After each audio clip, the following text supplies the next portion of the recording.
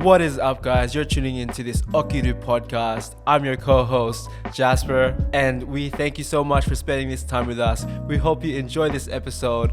Make sure to follow us on our socials at okiru.apparel on Instagram, Okiru on Facebook, Okiru on YouTube, and also Okiru on major platforms such as Spotify and Apple Music. Thank you so much for spending this time with us. We hope you enjoy. Okiru. Alrighty, boys. Are we ready for this? We got Richard back in the house, and this time he's in person podcast, in the flesh, man. In the flesh. How's it feel like to be in the podcast setting now? Before we were doing Zoom podcast, what's the difference now? What are you feeling? Man, I feel like a huge amount of energy coming in. Not only that, mate, just want to say congratulations and really happy. Wasn't expecting that. Thanks. I never got the chance to say it in person, so what I can do is I can do. But all I can say is, man, like life has changed so much over the 2 years that we've actually lived in this world, and it's just like looking back in time, it's like what have we really missed out on, and what have we actually done in those 2 years that's gone by. So being here right now, I'm just like wowed out, and I don't even know what to say. I don't even know how to feel, but I'm just like overwhelmed. Everything feels so good right now. It's a good overwhelming, by the way. So nice. It's a pleasure to have me. Thank you, boys. What's that feeling of good overwhelming? Like, can you describe that for us? Whoa. Hey man, I know you like to talk. Don't be shy now. Look, I don't know. It's like I think one thing I had to do with myself was to just put myself in pause mode. So the past 2 years was just like learning and growing, right? And learning and growing, one or two things I took up was reflecting.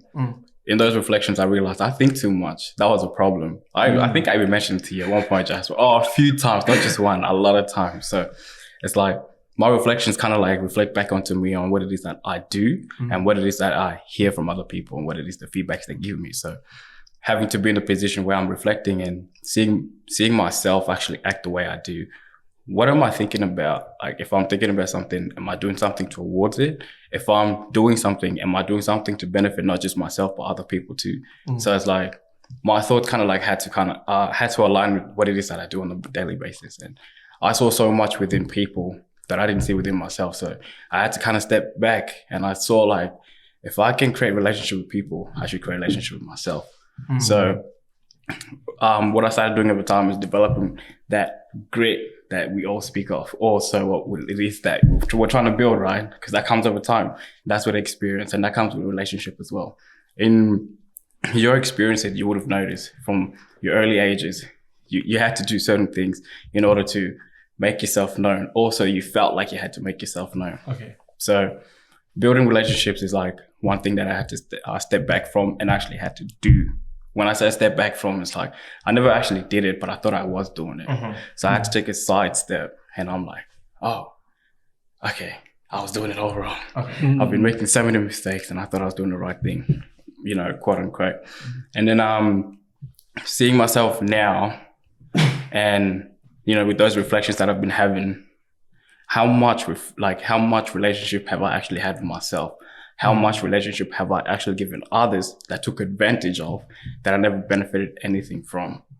So the 2 years that's actually gone by, that's one thing I would have said I had to work on. That's one thing I worked on. Now, connecting with people, to me, I feel like it's easy, but it's not, because you still have those doubts like, is this person going to like me? Am I going to say the right thing? So like, it's like a new norm that you have to kind of adjust to.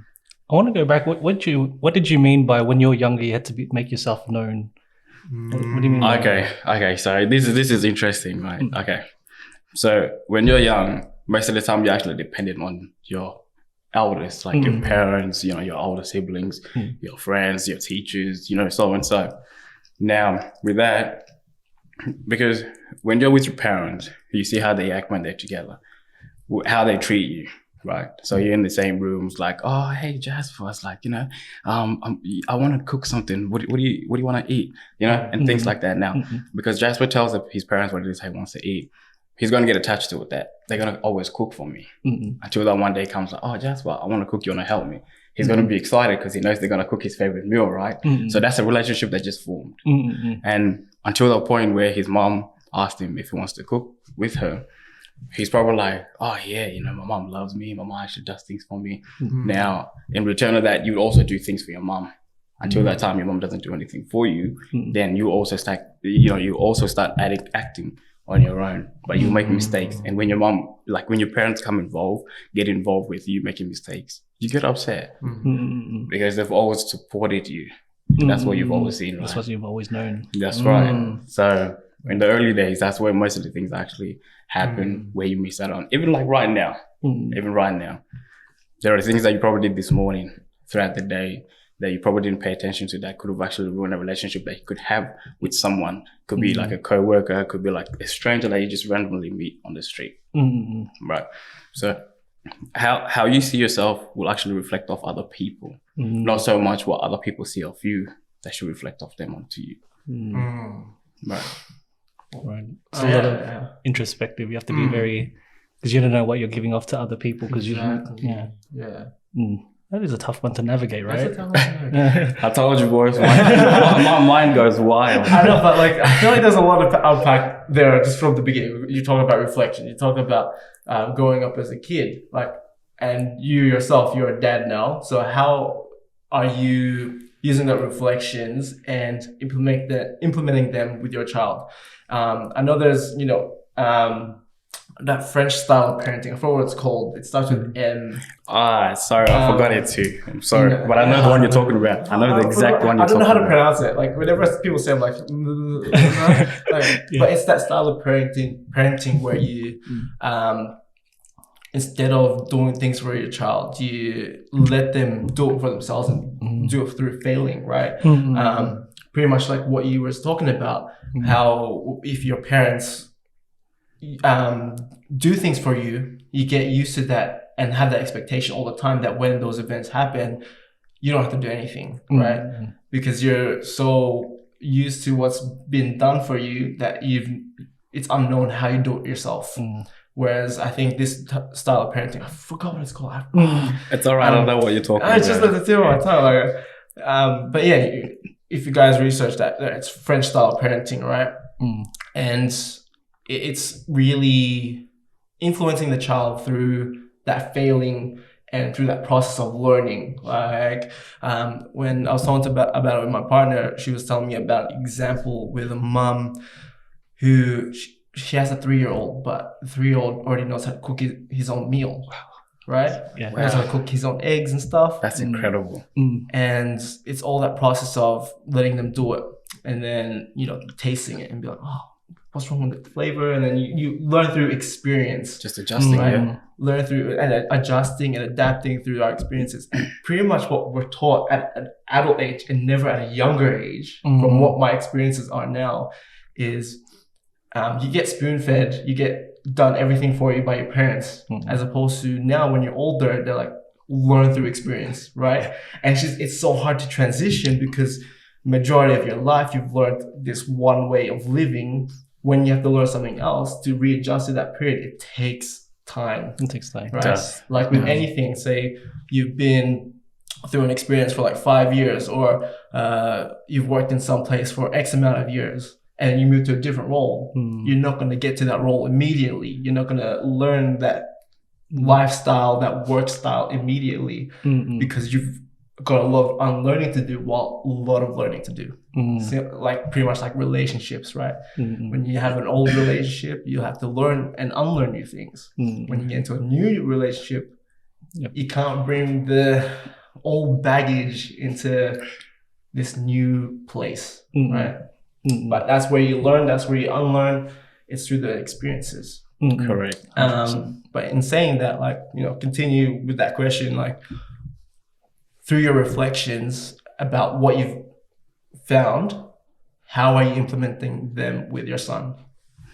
Well, with my son, one thing he actually started doing on his own was he wanted to actually go to the toilet on his own. Now, don't mind kids, they hear things, so they want to repeat it. When you say toilet, he would say toy. So that's the closest thing he gets to it. But if you hear it multiple times, you understand it, it makes it easy for him, because then you can actually repeat it multiple times that he understands, that he will say toilet properly, right? So now he's saying toy, which is close enough to toilet. Again, It's that repetitiveness that you're actually doing and you're implementing it onto him. Now with that, what I also notice is that our relationship hasn't been as good, if I was to say. And the only reason why I'm saying this is, look, well, we go to work, we work 8 hours a day. Sometimes, actually, when you look at it, you work longer than 8 hours. You work like 10 hours a day. You know, in the morning you have to get ready. You wake up before they do. By the time we get to work, it's like what, 2 hours or an hour already. And then by the time you finish work, it's like what, you know, like 3 p.m. Or if you finish at 5, maybe 4 p.m. And you'd be like wondering, like, what has my son done all day? What have I missed out on teaching him? So most times when I get home, like, I hear that he's kind of misbehaved. So what I realize is the mommy saying this, I'm not like actually I'm not going against what it is that moms do for their child. Bro, honestly, I'm not gonna lie, I love my mom more than I love my dad. Don't mind me saying that, I'm sorry, but it's true. So what I notice is he actually mistreats his mom, and he actually treats me with a little bit more of respect. He respects his mom, but because she's actually like always there with him, it's like he abuses that love that she gives him, right? So it's like when it's my turn and I just look like, you know, just put my head up like this, you see him look down and then he'll try to look up again, trying to be cheeky, you know? And it's like, you try so hard not to like, you know, like, oh, he's so cute, but you can't help it. You do it from the inside, but you just don't, you try not to show it because it's like, he needs to learn a lesson, right? So the way I do it is I try to take a step back from my emotions. I detach myself from it. If he's done something wrong, fair enough, he's done something wrong. Well, we've all, even as adults, we always do things wrong. We just, when we put our attention to it, it's like, oh, take a step back. With this one, I feel like it's kind of easy because how I look at it, he's a reflection of me. But I don't want him to go through what it is that I went through, right? If I can give him a better life, I would. So when I hear that he misbehaves, the first thing I do is I take him into the room. Everybody comes and like, you see heads poking through the door. And I'm like, you know, because it's like, hey, I'm having a private time, you know. It's like, I just want to give him the time that he needs with me and him. I need him to understand a little bit of things from me. And what I do is like, I just tell him like, so how was your day? And when I say before, he does speak, but then his words are not there yet. He understands me. So when I tell him like, oh, so how was your day? Like I ask him a question, how was your day? He says, oh, good. So what did you do? You hear him sometimes like, shopping, right? Park, toy. So that means they went and bought toys from like, you know, shops. And I'm like, oh, so did you have fun? Yes. I'm like, okay. How was your behavior today? And hear him sometimes like, and I'll be like, behavior. So were you bad? Were you good? Were you naughty? Were you making mommy happy? And you hear, mommy happy. or mommy say naughty. And I'm just like, what did you do? He's like, I picked this up and boom, boom, boom. And I'm like, no, man, what were you hitting? What did you do? So I let that conversation go. And at one point he mentioned that he went over to one of his family friends' house. Now, this kind of disappointed me because the way he behaved is, he said that kid hit him, right? And I was just like, what did you do? And he say, he grabbed a toy and boom, boom, boom. I'm like, oh, why you do that? And it's like, you know, boom, boom, me. And I'm like, oh, it's all right, but, you know, sometimes it's always good to, you know, you being the smarter guy and just walk away. Go to mommy, you know, and just tell mommy what happened, and that's it. And you hear him, it's like, okay. Literally, he loves that word. I'm not going to lie, at times when I work, I use this myself. It's like, you get so used to what it is they say, you just, I can't detach myself from this. I love it. Yeah, so, you know, it's like just having that interaction with them, and letting them know that you understand where they're coming from. So through my reflections and what it is that I see myself, like where I see myself at right now with my son, is I want to make sure that even though I never had that type of interaction with my own father, because I really haven't, like I feel like I haven't, even though I do, I feel like because we never built that relationship, it hasn't gone to that point where what it is that he tells me, like actually gave me what it is that I have now. You know, and for some reason, I have to say for some reason, I feel like I really don't know him. You know, it's been some time now. It's been a long time, I should say. But all I know is my mom, bro. Yeah. So, you know, it's like, with my son, I'm looking into actually getting him into childcare.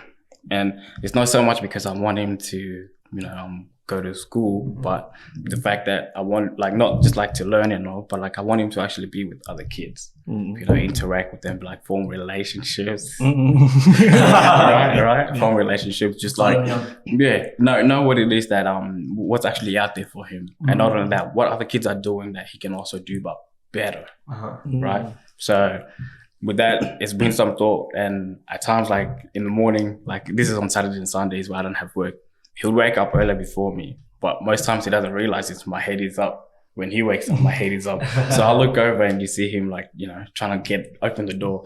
So the door is about this high and he's about yay high. Oh, no, yay high.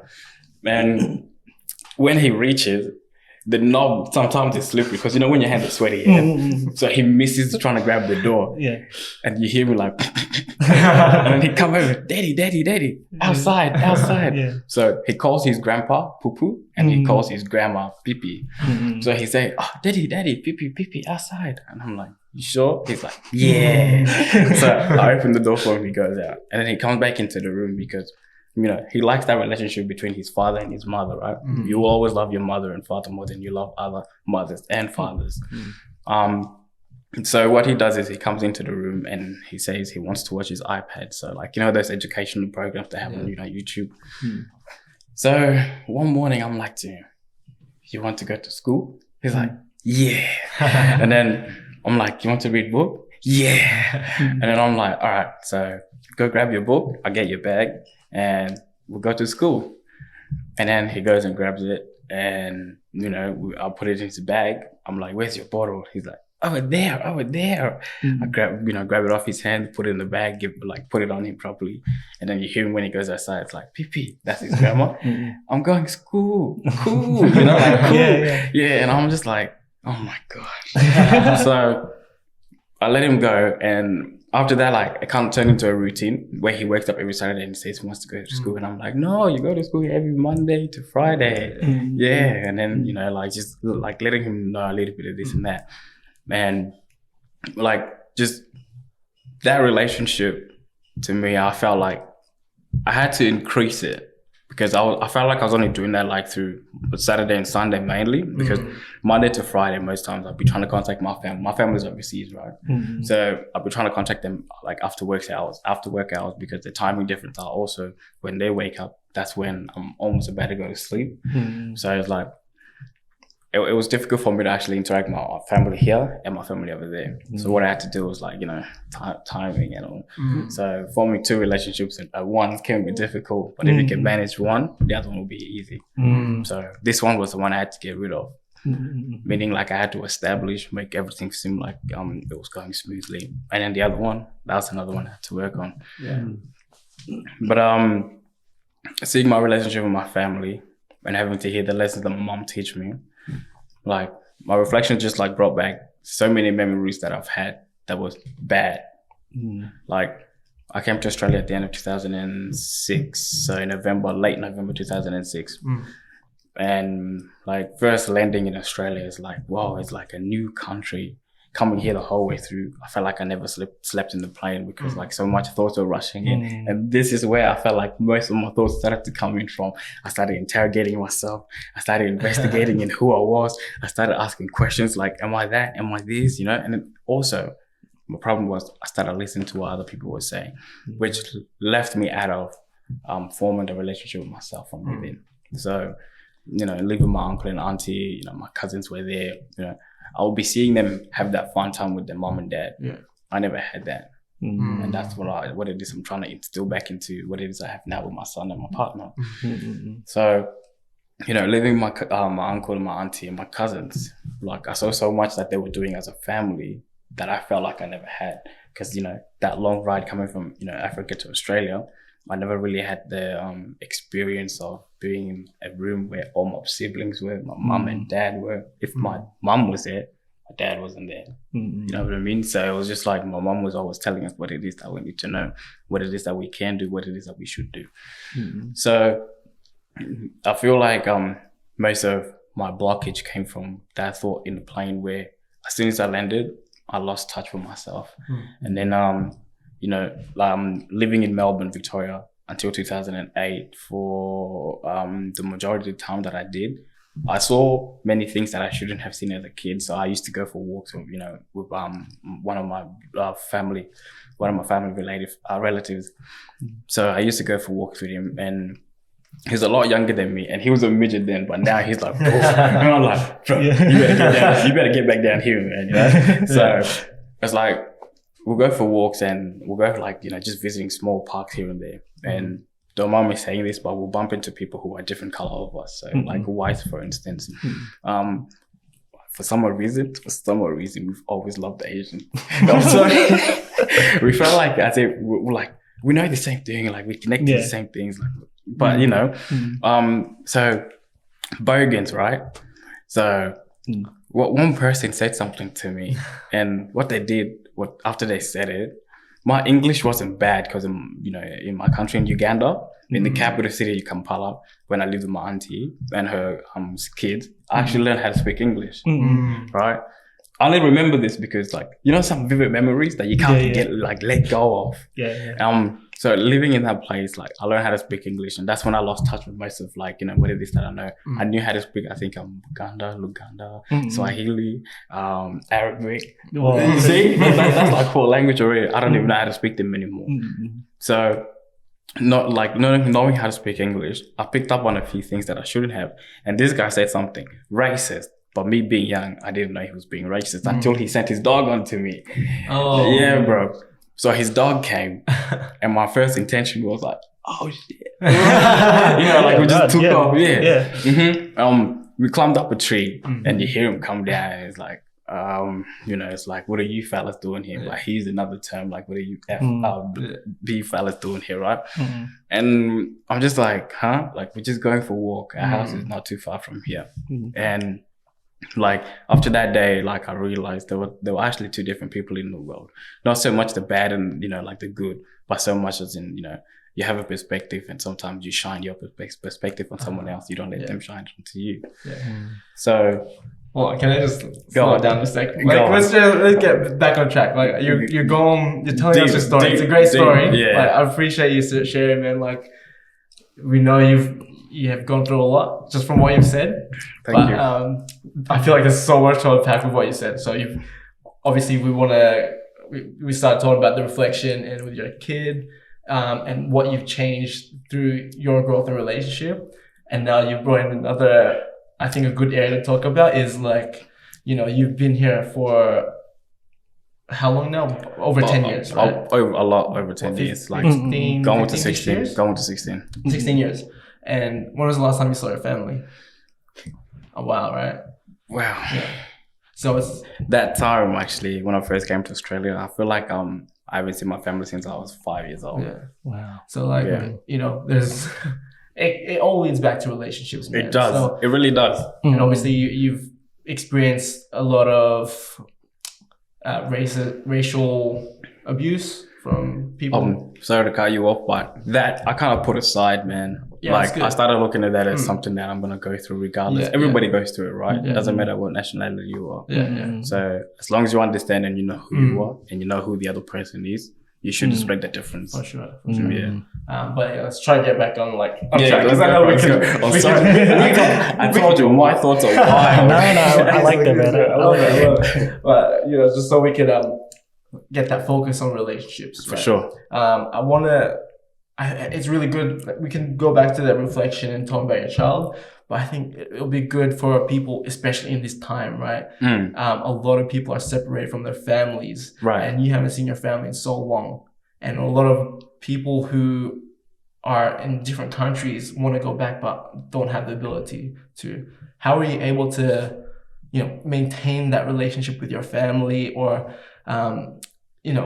be able to stay, how do I say this, not so homesick, or how were you able to switch up from that? How were you able to bounce back from those feelings? Because obviously it can take a toll on us when we're separated from our loved ones. So what'd you do for yourself so that you could stay strong and, keep on going? I'm sorry, but I'm gonna be a little vulnerable here, man. Man, I feel like even until now, I actually still do myself, which is I cry because I felt so distant from the people who I actually valued, right? So I feel so lonely that I'll take myself away from the crowd, which that could have been my friends, that could have been my my cousins, my aunties, my uncles. So I take myself away from it because I see what it is that I want to have, but I don't have it because I can't call that mine, you know? So it was until 2012. So I was probably in year 9 or something. I was so distant from everything and everybody that the only thing I felt comfortable with was hearing the negativity come out of people's mouth, that I put myself to try it. So I don't want to get too deep into that one, but I started thinking, what can I do in this position? I want to spend more time speaking to my family. I want to know what it's like to spend time with my brothers. I want to know what it's like to spend time with my sisters, my mother, right? So the only way I could do it, because for a long time I felt like I was restricted from that until I got a phone of my own. I actually got my mom's number as favorite, number 1 favorite. Then I got my oldest brother, my second oldest, third oldest, then my first oldest sister, then my youngest sister. As you can tell, I'm in the middle somewhere, right? So having those intact, right? So my sisters actually don't have phones, so the only way I can communicate with them was through my mom. And I had to kind of break down everything that she's heard over those years, because what happened is she heard so many rumors about me, and I'm saying rumors because they weren't true until I made it true, right? So my uncles will be contacting her, my other cousins will be contacting her, my family will be contacting her. Let me just say family in general. They'll be contacting her and just giving her information, what it is that I'm up to. They never tell her what it is that I'm doing good. So that's where I kind of grew that distance between my family, meaning this family here, my family over there. Now, being in a position where I had to make the smart choice and also the right choice. Do I disappoint my mother, or do I actually prove these people right? Which is still going to be the same thing. I made a mistake and I did that. But while doing that, I knew I also brought myself closer to her, because now that she knows what it is that I'm doing and what it is that people have been telling her I'm doing aligns, at least I can try get rid of that, just throw that in the rubbish. Now, that was hard for me because all those times she was hearing those things, my relationship with her, I felt like it was across the world, even though we really are across the world, but literally, it was I was scared to talk to her. I didn't even know if she thought of me as her own son, what am I to do? How am I to tell her that I love her without her having to try yell at me? And she's never done that. What are the facts, bro? And I'm just to her, you're too kind. And, in that conversation, she just told me, sometimes when people do things to hurt you, they're not hurting you, they're hurting themselves. But if you allow them to tell you what it is they want to tell you, you can help them in a way if they allow you to. Most times, my family here never allowed them to help me. So I just listen. Now, having to start work finally, like you said before we're getting deep, I want to get to the deep end, which is where I'm at right now. Before I got a job, I wanted to, provide for my family, which I couldn't because I wasn't working. I wasn't earning income, right? So when I got a job straight away, boom, bought myself a phone, I think it was on iPhone 6 at that time. So I was bang, I got 516 or 512 gigabyte. I got that, bro. I'll be contacting her every day, even while I'm at work. I felt guilty for it, but that's what I wanted, That's where I wanted to be. I wanted to be in a position where I can speak to my family, show them love, provide for them.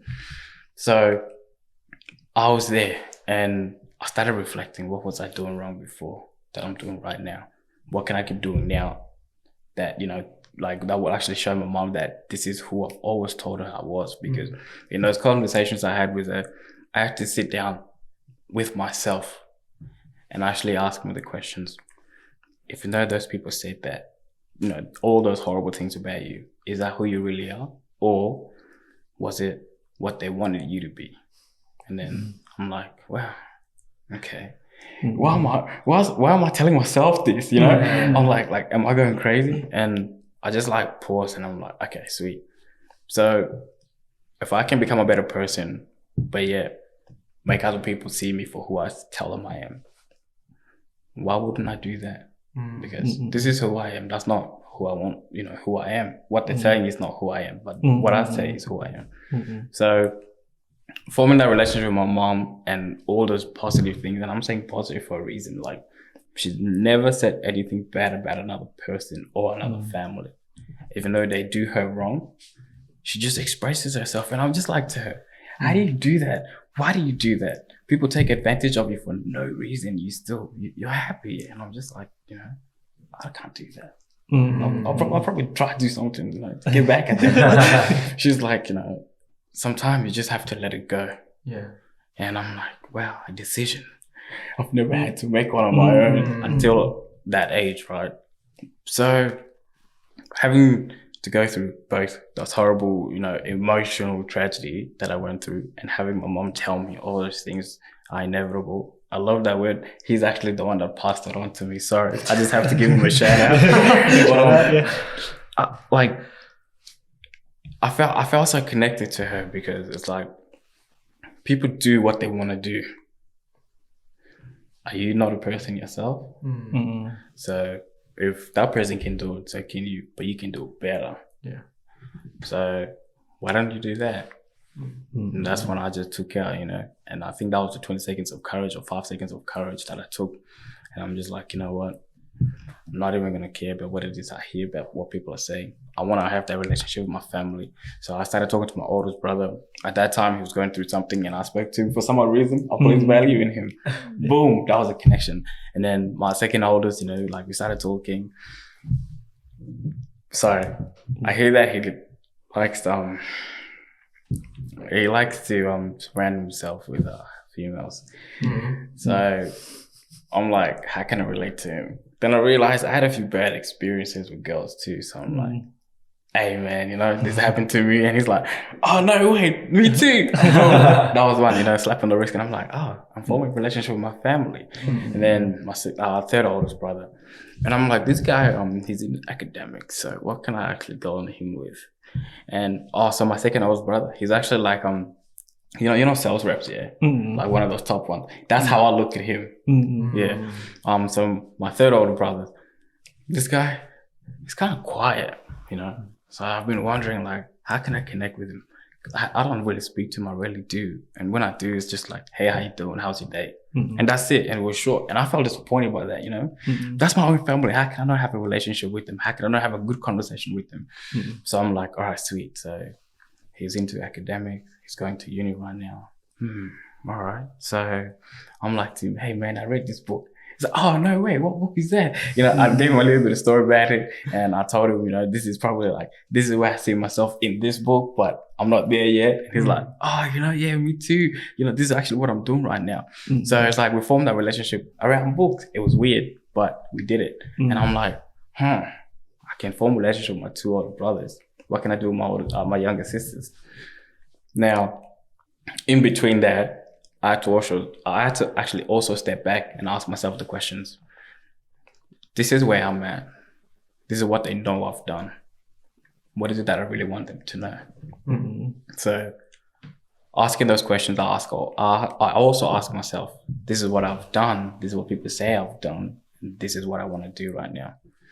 So wanting to do what it is I wanted to do, I kind of stepped out of that shell. It's like a snail, right?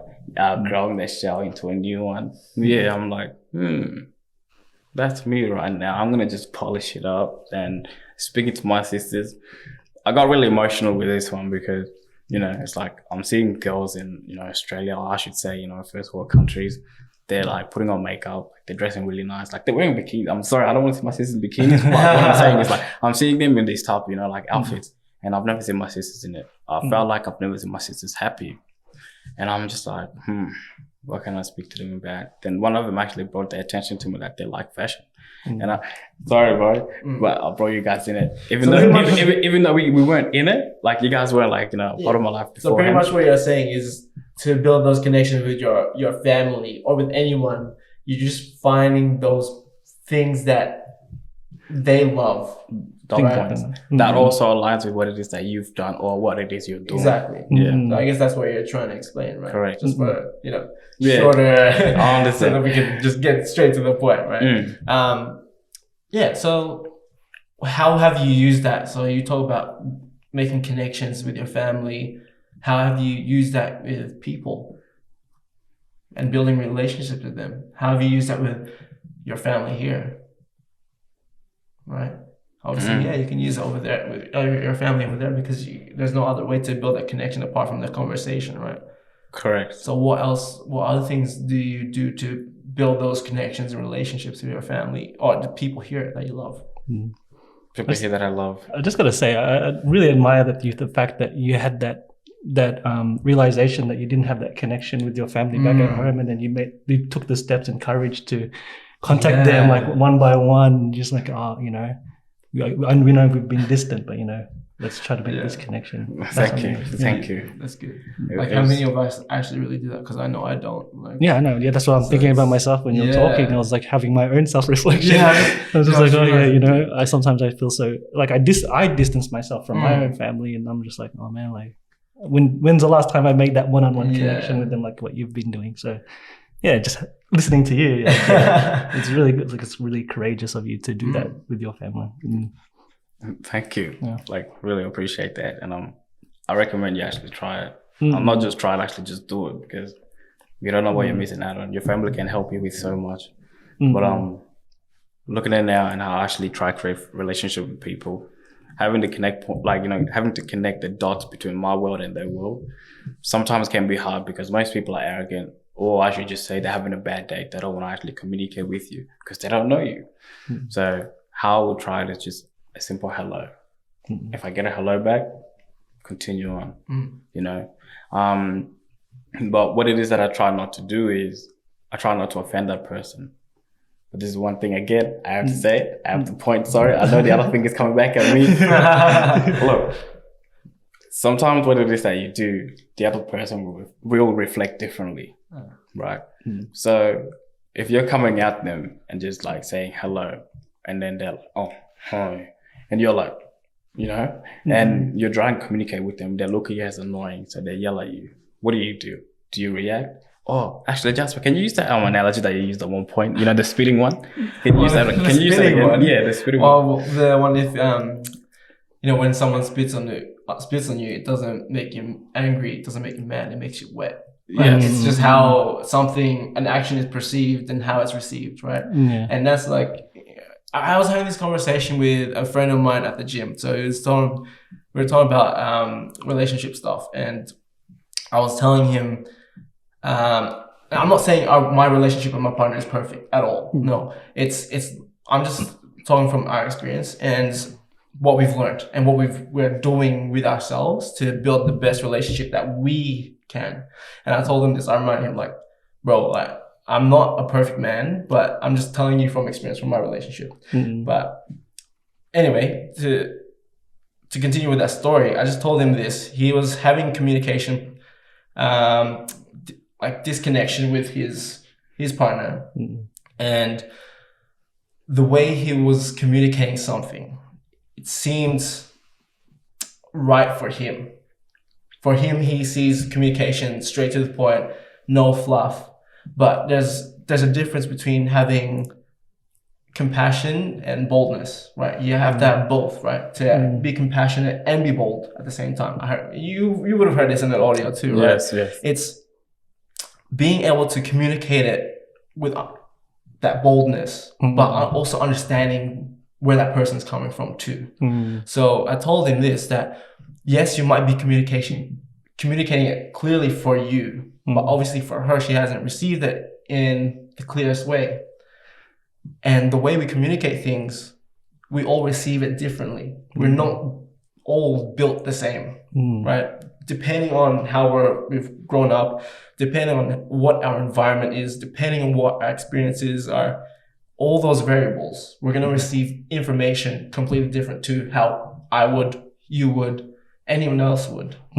It's doing our best to send a communication in a way that can be received as clearly as possible without offending, without creating those, those ill will, without acting out of emotion. And funnily enough, on that same day, I had communication stuff with my partner, and it was just kind of a like, whoa, it's happening, right? But we were able to communicate what we were feeling. We were able to communicate how it was received and try to find understanding. And I realized the way I was communicating also, I was actually creating offense, right? But I believed I didn't. I was saying in a way of what I assumed, as opposed to getting all the information. And this is what we found through that, is that through these times when something's communicated and you have an assumption of it and it's not clearly intended that way, she told me, like, why didn't you inquire more? And I was like, I don't know. Because for me, I have to unlearn to not be defensive in communication. If I have an assumption of how someone's feeling, I'll go straight to that and go into the defense and seem like what I'm saying is in offense, right? She received it in offense. So it was that being open enough to tell her and having the humility and vulnerability to say, look, I made that mistake. And also what you said wasn't wrong. It was just how I received it because of what I assumed. Right. And it's so hard. Like, as I said in previous podcasts, I try to live by the 4 agreements. What are they? They have impeccable word. Don't assume. Don't take life too seriously, or don't take things too seriously, and always do your best. And obviously, like, sometimes I'm going to fail, right? But we were able to communicate that and to just treat it with grace, as opposed to lashing out and be like, oh, like, why'd you do this? Acting out of emotion. And it's so hard to learn that ability to not act out of emotion, right? Especially as like males, like, we want to just be right all the time. We just want to be like, solve everything immediately. And having that patience. And that's what I told my friend. Like, look, bro, like, from what you're telling me, you react to all the things that's happened, as opposed to taking the time to just sitting through it and letting those emotions happen and then communicating it, as opposed to just letting those emotions control you. And it's just about identifying when we've attached ourselves to emotions, to feelings. That's when things can become so toxic, right? Because everything is reactive. And it's a freaking long process to unlearn it and learn it, just as everything, right? Yeah, actually, when you're speaking of like being in that situation, and you try to think about that entire time, because you know it yourself, but when you're in the situation, you don't act on the things that you know, and you're just how do you get through? How do you find it? Like, how do you stop yourself and realize before it's too late that So when that certain situation happened, like my partner already knew, like, something was up, something happened, and I was just kind of away from the situation. I wasn't present because I was processing everything. And I told her, like, sometimes when something happens, and instead of trying to react like I previously would have done, I need time to process it. Like, I needed to sit in it. And sometimes I can't say anything. Like, I'll just be like, nothing said. And we had that conversation. We kind of communicated it. We understood what happened. And then she asked, like, are you okay? And I told her, like, I'm still feeling this way. I just need time for it to sit, even though we already had, like, discussed everything. But then afterwards, it was just like, all right, I feel good now. It's so hard because it takes a lot of practice in, you know what it is? it's removing ourselves from toxic environments as well. So one thing I know, gaming. One thing I know, when I was a gamer, I was toxic as hell. Like, and you're just so aggressive, like, like, what the heck, like, internet connection, or this guy's so bad, like, my teammates are crap, like, and you start blaming the game because you can't do anything. Right? You can. It's just about removing yourself. And one thing I realized, when I remove myself from that toxic environment first, and I move to that self-reflection, like what Richard has done, and really dig deep, you know, like really freaking understand who you are. We're not going to fully understand. Like, we're all learning, but it's really just being like, where can I grow? Where can I improve? What is wrong with me? What is creating those toxic environments? Where am I detaching? Where am I creating rifts into people? Right? And then it's, all of us are going to find those things ourselves. Like for me, it was suffering. Like I always tell this in our previous podcast, like really put myself in times where I'm just like hating life. Like I'm going for a run. I hate this. Like, you just feel so good after it. The outcome is beautiful because you get home and you're like, oh, thank God, I can rest. I can feel all the adrenaline and I can feel everything and I can just think so much clearer, right? And where I'm practicing it now is cold showers in the morning. Well, the past couple of days have been freaking like 13 degrees in the morning. But I'm still jumping into those showers because I said to myself, I need to suffer. I need to humble myself.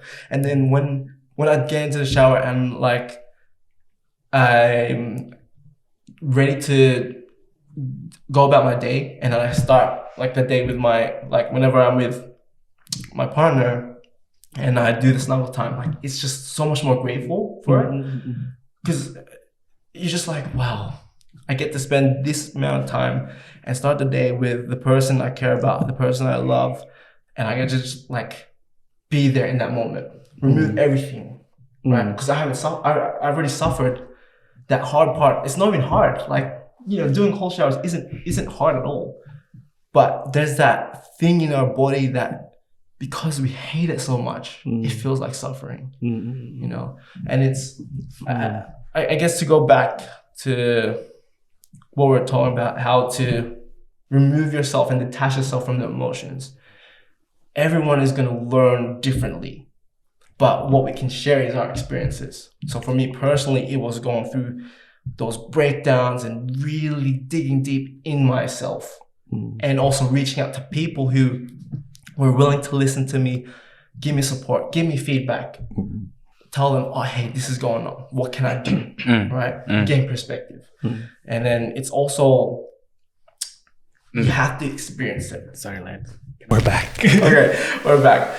Just to finish on what we were talking about, I was just saying, like, from my experience, how I was able to detach myself. It was just being reminded by other people. Obviously, like, when you attach yourself to things, you are putting yourself in that place of suffering, but it's not a place of intentional suffering. You're putting that place of dependent suffering, I would say. Is depending on the situation, I will suffer, right? But obviously, what the heck do I know? I'm freaking 26 years old, man, but I'm still on that growth journey. I'm still learning, but this is where I'm at. This is what I've learned. This is what I've learned to experience. This is what I've learned to share. And the biggest thing to get out of the emotion, especially, I'm going to say this in the partner sense, because I feel like this is the place where it is the most necessary, because it's your relationship with your partner, right? The person you love, whoever that may be. That communication of it, and really like trying to get clarity on what you've said and what's been said. And sometimes emotions will come, right? You can't help it. But it's through that growth of things happening how you go stronger. And this is what I was reminding her. Obviously, it probably wasn't sticking at that time. It was just, this is how we grow our relationship. We go through these bumps in the road so that we know where the mistakes and where the things we can grow from. Without those things happening, we're not going to learn. we're just going to let those things fester inside us, and we're just going to brush it under the rug. And eventually that rug is just going to get so big, it will just pop out, and it will just start to slowly get into our relationship. Right? But anyway, I was going to ask a question to you guys, but I think we go into a really good discussion before, like after the toilet break. No. I'm gonna put him in the shed. Okay, and that yeah, way okay, he's okay, not. okay. Because he's just right there, and it's like. So Obi is just singing. So Gerald's just gonna be back. This is another break.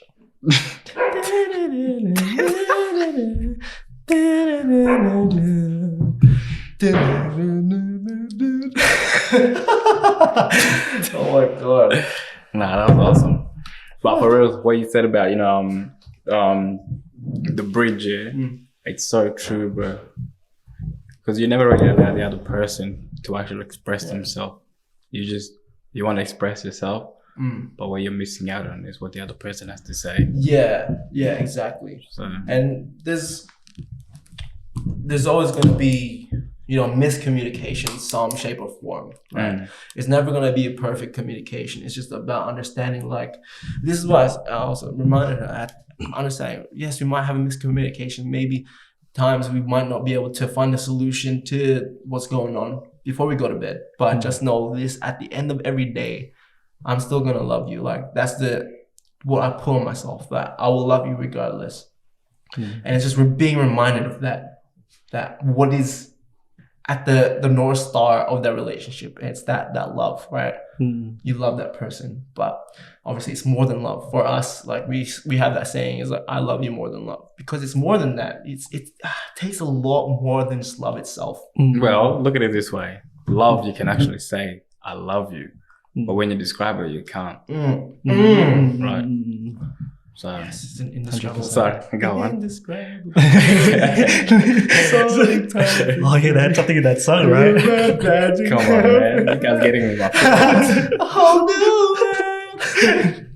But anyway, as I was alluding to, is after the toilet break, we started having another conversation, an interesting conversation about, we had this question we had on our social media, and it was, can you only grow through suffering? And it's always stuck. It always comes back in our podcast, man. It does. I want to understand from the person's perspective, other people's perspective, like why you can't only grow like through suffering, right? I'm trying to understand it, because majority of the successful people that I know, majority of the successful people that you see on social media have grown through the greatest suffering. So it mind boggles me how, and you know what? I don't know the whole world. Maybe there are people who have been successful without facing suffering. We don't know that, because honestly, we see, like I heard this in another audio, is most of the time we're seeing people at their page 100 of their book. We didn't see the page 1. We didn't see the page 10. We see the highlight reel, right? Because that's what matters. That's what we show everyone. So going back to that, it's, what was that question you asked? Like nurture versus nurturing. Oh yeah. So to that question, if you can grow only through suffering, I was trying to think of the other perspective of people saying that you can grow without suffering, and whether nurture, which is like people like taking care of you, or like I guess telling you what to do and stuff, whether that's the perspective that they're seeing it from, that they can grow through other, like a mentorship, not through suffering, but like through a mentorship, Guidance. Guidance. Yeah. Because I'm trying to understand because for me as well is I believe you can only go through suffering, because that's where you really truly learn and can grow. So obviously, it's hard for us to really think about, because we kind of have that bias already, right? But I guess we can have that discussion, and eventually maybe we have someone who believes that on the podcast, or have a discussion somewhere else about it. But I guess we can just kind of do the hypothetical, then just theories on what could happen, right? But in saying that, like what you were talking about, that nurturing is that guidance, that mentorship. But it's what I was telling you before is, they might guide you and show you the ropes and the path, but it's not like they're backing you throughout the whole journey, right? It's like, hey, something happens and you're struggling and you go through the suffering. It's those people you can turn to, the support groups, your support team, that your support network that you can turn to and be like, hey, I'm going through this, I'm suffering, I'm struggling maybe, and I'm going through challenges. Can you give me some perspective? I think that's why I feel like nurturing is it's not babying anyone through anything. It's that, hey, like, I'm here for you to, in whatever place I can be, but I'm not gonna hold your hand. I'm not gonna do everything for you. It's that I'll give you the push when you need to. I'll give you the support when you need to. It's just understanding that I'll be there for you, but you have to eventually do it yourself. That's the way I see it. Yeah, right? exactly. Because it can only... Oh, no, you go. Well, you're not really going to feel that fulfillment that you're after, is it? Right. If they do it for you. Exactly. You don't really know how to do it again if it happens. And sorry, just to top up what it is that you're talking about, mentorship is like... It's like when you ask for guidance, right? Normally, those people actually had experience there. So they can guide you, right? But also, if it's a mentorship group, as you put it, it's actually a lot easier because there will be so many people with so many experiences. One of them will relate to you. Now that person can help you. If they can't if they can't in any shape or form, because you're actually learning about yourself in this area, now you know that you can actually pass this on to somebody else later down the track. Yeah. So go on. Sorry to jump in like that. Oh no, yeah. So, what was I gonna say? I can't remember. Yeah. Now I forgot. But it's that the way I see it, right? It's why I said before is, imagine you go majority of your life, or you go through a long period of time where you're just constantly getting success without success. It's when that when those tough struggles come, how are you gonna know what to do, right? Yeah. Because we've seen it. We've heard stories of people in those journeys who just get at it and just get massive success from the get-go, and then what happens is they rise up so fast, but the harder they fall. Because they've had so much success, when that failure happens, they don't know what to do. Right? That's why I believe that going through the sufferings, the failures, it's so necessary. It's part of that journey, right? I think it was John Maxwell who said it, is the successful people have failed the most. Yes. They've had the most failures out of all of us.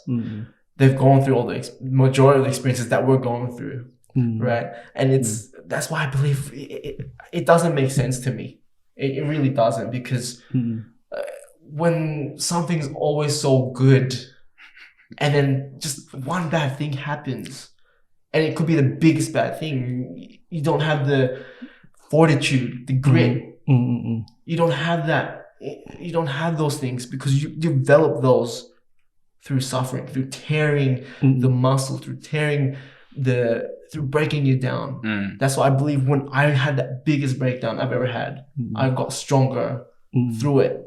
That's why I believe that to get through a breakthrough, you need to go through those breakdowns. You need to 100% go through hard shit, man. You do. Plasticity, man. That's what it is. Plasticity. You build your muscles. Yeah. The more you do it, the stronger you're getting, right? Yeah, exactly. Well, especially at those early stages, it's when you keep continuing to fail, you're building up that foundation as well. Right. Compared to those who rise really quickly and then they fail at the very top. Yeah. There's no foundation to fall on. They're just like, oh, what am I gonna do? Exactly. I don't know. And then from there, you just like keep collapsing because you go into that loop of yeah. Exactly right. And it's not like we're saying, oh yeah, just because you're failing so much, you're gonna succeed. No, it's not that. It's a lot of other stuff that goes on, right?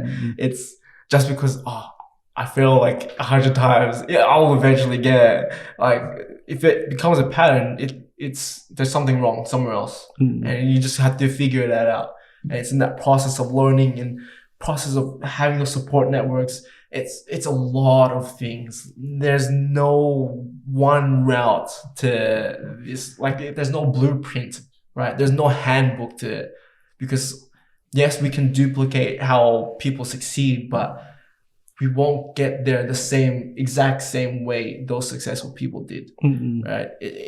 You have to go through your own journey. And it's going back to the relationships and the connections. Everyone receives things differently. And the way I see it is, we ourselves are never going to be in the exact same spot as any of us. We're not going to see the exact same thing as I see, because you, in the exact same time, the exact same space, you're not going to see what I see, right? Because time is always, it's constant, it's moving. Yeah, it's collapsing. Yeah. So if I stand here in a spot and you stand there, you're not going to see what I see. It's not the same place, it's not the same time. It's different. It changes. So it's just about understanding that, okay, potentially this could happen. Potentially there's this path. A lot of it is just potential, but it's all in the doing, right? We might have all this knowledge and stuff, but without the doing, we're doing nothing, right? But putting things into practice. Exactly, put it into practice. There's so much you can learn, but if you don't put it into practice, then it's just a waste, you know. Exactly. Exactly. Sorry, guys, you guys are blowing my mind. Like, whoa. What do you mean, man? Just started this conversation, bro. Wow. Nah, it's just so much value just added onto me. Just talking, you mentioned habit. For some reason, this came into my mind. The more you do it, the more it turns into a habit. So I can't remember who said it, but apparently it's a Chinese proverb. So when you do it once, it's a mistake, but if you do it twice, it's a habit. And sometimes a habit can actually be both good and bad, meaning you're putting yourself in danger by not following through what it is you say. So you tell yourself you want to do, but also if you put yourself in a field where, like, you know, I want to do this every day, like I want to exercise, for instance, you wake up early, you drink water the first thing in the morning, you know, you have a good healthy breakfast, and you do that repetitively, that's a good habit. There's also like bad habit and good habit. So thank you, man. That was like a good value just placed onto me. No, we're all adding value here, man. The way I see it, we all have value to give. We all have value to share. All of us do. Like, it's through our stories. That's one of the biggest things we can place value on people, right? So if I share my story to you, you might see it's valuable, but then to someone else, it's going to be not valuable, right? It's just going to be just another story. It's just about sharing what we have, and hopefully one day we can connect with someone, right? Sorry to cut you off there. I actually like to look at it this way. If right now we're both listening to a story, Gerald catches, you know, the value in it, and I don't, you don't let it down the track, whatever that you said, because I listen to what it is you're saying, it comes back down to me as value. And that that comes down with experience, maybe, because right now I'm not going to what it is that you're talking to me about, or you're telling both of us about. But the fact, and everybody that's watching, you're like, I'm not catching on what it is you're saying because I haven't gone through what it is you went through just yet. But this one day I went through what it is that, you know, you were talking about. Now, because you told me earlier and I never went through it, now I'm going through it. It's like, now I know what he's talking about. You know, it's like that haha moment. And how often do we have that, right? It hits differently. Until you just remember that one thing that this one person says, oh, now I know what you're talking about. Now I understand. Oh, God. Yeah. So you never know when it might be valuable to you. Yeah. 100%. That's great. You never know. Appreciate you guys, honestly. I appreciate you, man. Like, we know you have so many stories, and I know you have a lot to say as well. But I know you have a lot to say, so I'm trying to kind of just like, hey, let's get back on track, bro, because I know you can like go into different. I appreciate it. That's what your mind is vast. Your mind is vast. It's a very vast mind, right? And that's what I love about it. Like, you can have so many different conversations, right? I think one topic I really want to focus on and dig deep in is relationships, because that's not really something we've talked about a lot in our podcast, right? So, you know, I'm just in a relationship now, just very, very new. Gerald's married, and you're in a relationship, you have a son. Like, what's that like? How did it change when you were with your partner and all of a sudden now you have a son? Well, it's not easy, man. Yeah. Like, it's not easy, but being in it, how much do I really know compared to what it is I should know. Why do you feel like you should know something? Because, well, look at it this way. Sometimes, like, you think you're a great soccer player, but then when you go up against other players who's been playing for longer terms than you have, you're just like, oh crap, I'm terrible at this. You know, humbling yourself. Yes. So putting myself in that position where it's like, oh well, I didn't know I had to go through this. I didn't know how to do that. But being in a relationship, it's like I'm not in a relationship with myself anymore. So I should put my family first. But before I do that, I had to find myself. Now, it's hard because I make it hard. Sometimes, like, you know, when there's like small things going through my head, I put it against them. But then when that happens to my partner, I take it differently, you know, and I'm just like, oh crap, I'm so sorry. But it's too late because just sorry doesn't really help, does it? Yeah. So being where I'm at, I would say I outgrew myself, but I don't know what number I'm going to use right now, but I'm going to say over 50 years. I outgrew myself over 50 years, having a child, having the life that I have right now, even though I should have known better, because I predicted myself to know better, which was a problem. I cursed myself, which kind of like derailed me from actually learning those things earlier, right? So I thought I knew what it is I want. But again, like talking about relationships, I'm going to relate this back to my father. So I put myself like, you know, I'm 50 years advanced in knowing how to raise a child, because I thought, you know, it's easy because I was a child then, putting myself in the position I was at. If I was a dad, what would I do?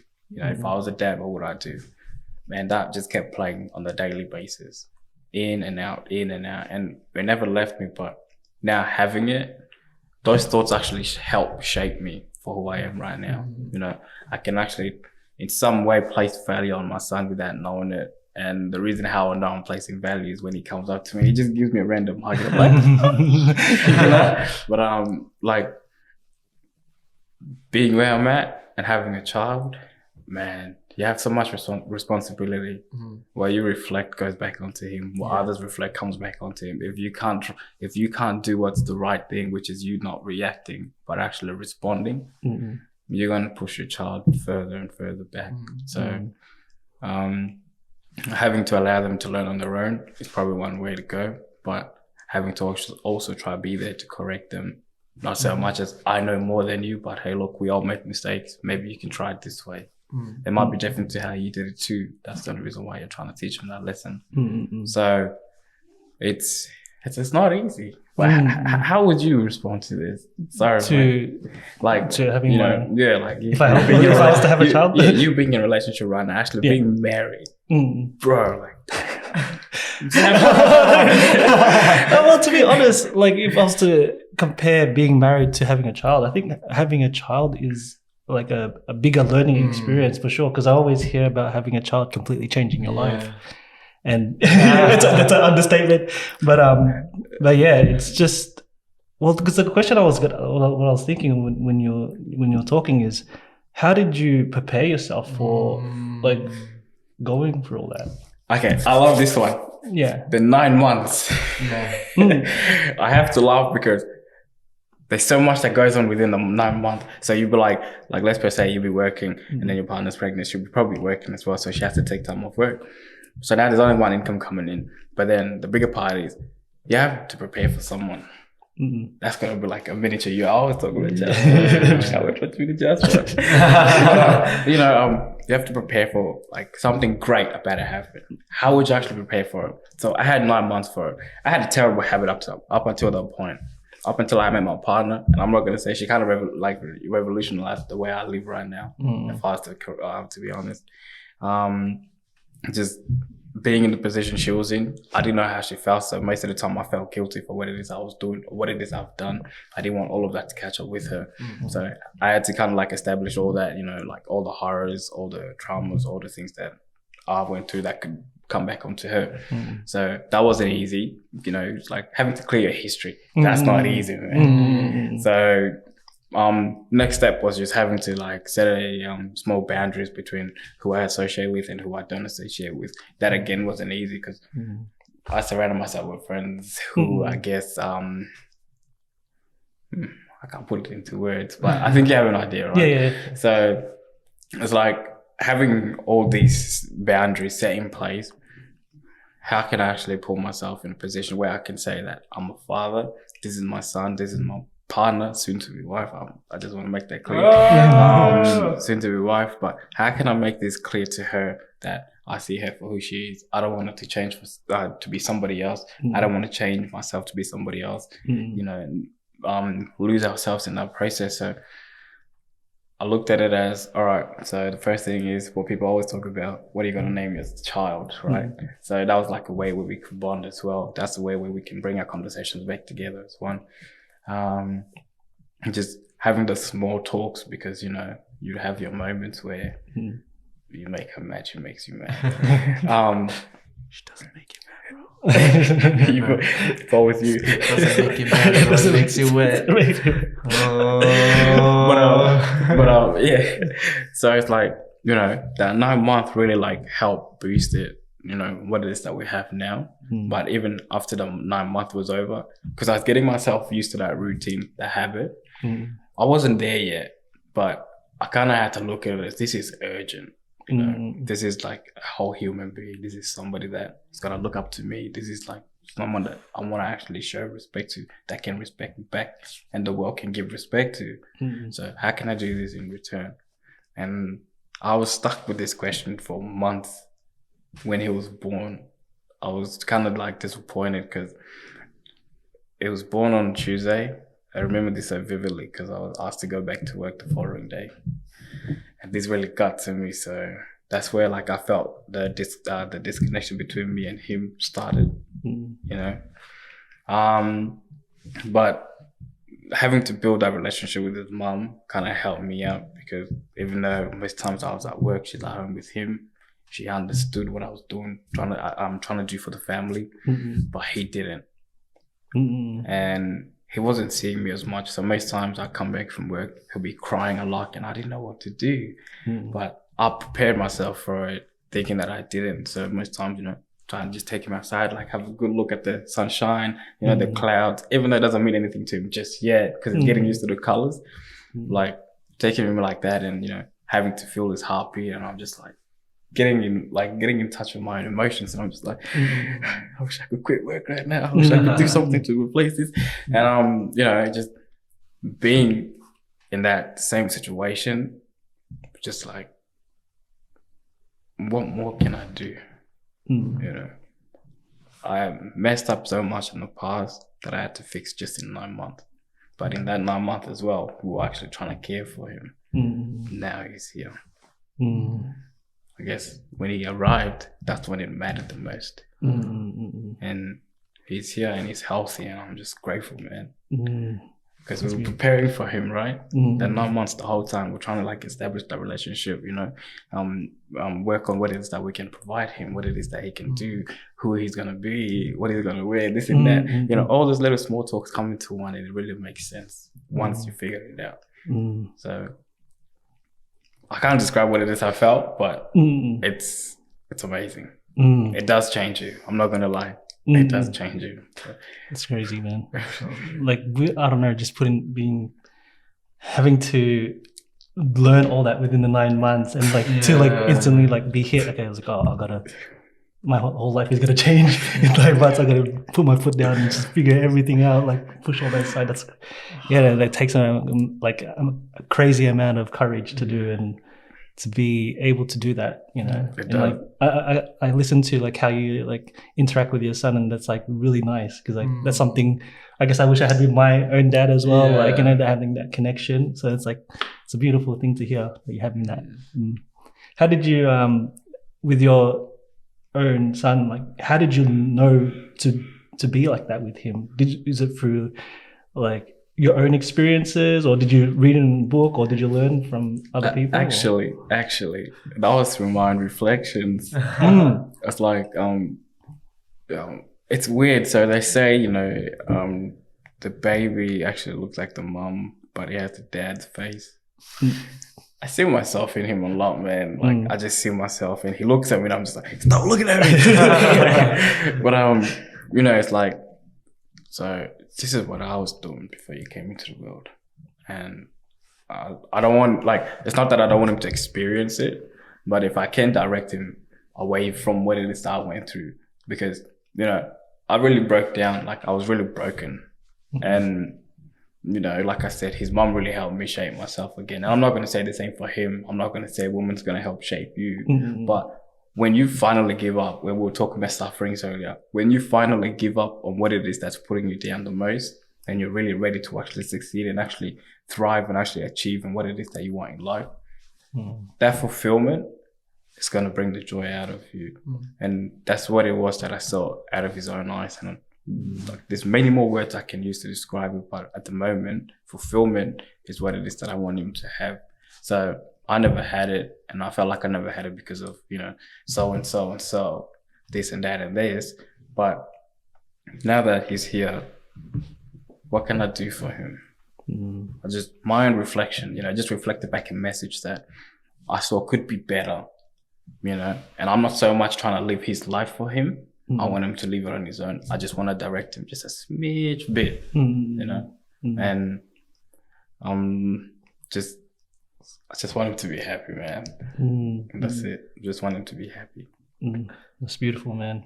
You're a good dad, man. Yeah. I can already tell. I appreciate it. Man, you get me emotional, man. Like, oh, he's a dad, so loving. Like, you know, that's. I see Gerald Jr. coming along. So I finally listening. But you know, you just think about that, right? For those who want to have a family, they just want, I want to have a kid and stuff, but you can't really prepare for it until it happens, right? Like, I think what gets me emotional, how you were talking about, you just want to see them happy, and when they come into the world, it's like it changes you because you create this life, you know, with you and your partner, and it's just seems like the most beautiful thing, right? And I had a question that I wanted to ask, like, how do you know that you are the right person to be able to be a dad for your son? That's a tough one, honestly, because I would say you won't know, you don't know. Well, I guess to rephrase it, what kind of dad do you want to be to your son? In short, probably the dad I never had. Also, a better dad than I did have. It's not going to be easy, but as long as we're both in this together, me and both my son, or if I was to say a few years from now, I also have a daughter or another son, I want them to see me as a role model. Someone that actually, you know, changed their life, someone that actually gave them something to look forward to. Because I felt like I never had that. And if I can give it to somebody else of my own blood, why not? Definitely. So, man, you guys are getting me emotional about all this. But you get me emotional, man. It's really something to look forward to. But describing it in words, it's gonna take you a long time because so many things can be said, but it won't really, you know, make sense to who's listening to it. So until you go through it yourself, it will just like, it will literally grab your heart like as if a bear is hugging it, like, I don't want to let go, no. It's a special feeling. Yeah. It's a special feeling. Powerful, man. Powerful stuff. Powerful. You know, I guess I asked about that because, you know, even we've all had our phase of just having fun and enjoying it, right? But you'll grow out of it eventually. And I guess that's where I'm at right now, is that I want to look towards that future now. It's not removing all the fun. It's just thinking about like that, having a family, right? What's it like how do I know if I'm ready? How can I know if I'm going to be the best father to this being that's going to come into the world? How do I even know if I'm the best partner for my partner, right?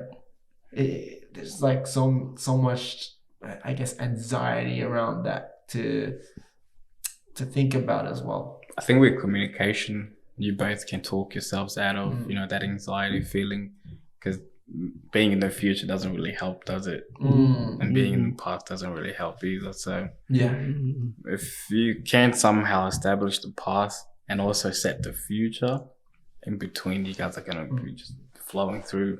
But what you said, like you don't want to forget about the fun that you've had. What about if you can create more fun? Just because this wink just because this being is here now, you can actually show them around the world something that you yourself probably wanted to do for a long time. Sure. So it's like being in that, like that flow. Just it's here. Yeah, let's do it. Let's do it. Yeah, right? let's do it. I think that's where I kind of get stuck in. I get stuck in the future, and my partner is always reminding me, like, just come back. Like, I need to be present here, because I'm just like thinking, like, how can I do this? How can I provide the best life? How can I build these things for? How can I provide those things? And then whenever communication, like, I think you're scared, because that's what I was too. I think I am scared. I feel like I still am. Yeah, because that's what the feeling is. I'm in that same situation, because that's what I was like, I so relate to that, because when you mention about like being in the past, I'm very like future oriented, like everything. But because of that, I have that anxious like feeling of, oh man, how am I going to do this? How am I going to do that? And how do you stay in the present? Like, how do you like focus on having that flow that you talk about? How do you do that? Well, obviously for me, I'm very future driven, like you are. I guess that's how we were in business, right? Because we're very future driven. But I'm grateful and so blessed to have a partner who grounds me when I'm in that state. And I'm there for her when she's stuck in the present. I guess for us, it's anxiety. For her, it's trauma. But then sometimes it switches, right? Sometimes I'll have a bit of trauma, but then she'll have a bit of anxiety. But it's about being there for each other, and then, knowing how you could be the supportive person to each other, right? The way I always explain it to anyone is that relationship we have is we're playing doubles tennis. We're in this together. We're on the same court. We're on the same side. And it's sometimes I'll hit the ball. Sometimes you back me up. Sometimes I'll back you up. If you miss those shots, it's just being there for each other, right? And that's what she does for me, is she brings me back. She grounds me. She's like, hey, let's be here with me right now. I get it. You want to be there. And then it's like, oh, I want this. And then you realize the word you're saying is I. And it's like, and she says, like, we can do this together. We're the same team. We're going to figure it out, like we said, right? So it's just reminding each other of that, and remembering, like, oh, okay, yeah, I don't have to put that much stress. But obviously, I guess for us, we're men. We want to be able to provide that for our partners, right? We want to be able to give them the best life. And sometimes we forget that we're on the same team, that we can work together, right? As opposed to us shouldering everything. I think that's kind of where the paradigm shift now is in society these days, is slowly going to that realization that we can work together, that the man doesn't have to do everything, right? And sometimes, my partner, yes, she's she's progressed way further in her career, and she's, earning a lot more money than I am. And sometimes that hurts your ego, right? It's like, oh man, I gotta be the breadwinner. I'm the man of the house, right? But it's just reminding yourself, like, man, removing that ego and just realizing that just because we're on the same path to the future, our individual paths don't have to be the same. Like I was telling her, yes, I want to see you progress in your career. I want to see you progress. I'm so happy for you. Like when you get your promotions and stuff like that. And I'm so proud of her, how much she works hard and everything she does. Oh, fuck, I'm getting emotional. But, just thinking about it. But I just had to remind myself, like, for me, my goal is to be a business owner, right? To create my own things, to create our own things, right? As a team. So it's gonna be different. It's gonna be a different journey. So I have to, and she reminds me, like, you know, you're doing so good. Like, I'm proud of everything you've done. You're successful. But, you know, our brand, yes, we have created success, but it's not where we imagined we could be. We want to be further. We want to create more results. But I guess for us, it's about keeping at it and continuing on the process of building and creating things and just adding value where we can, right? So it's, like, just being reminded, especially with your partner, and talking it through and really working together. Like, she even told me, like, I'm sorry for talking about my partner so much. I appreciate it. She was like saying, like, oh, if we need to create like finances together, if we need to start budgeting together, if we need to start doing this together, like everything together, it's just like, wow, I've never experienced that before, right? And it's I find so much gratitude in that, because I realize, like, we are a team. Like, you're not alone in that partnership.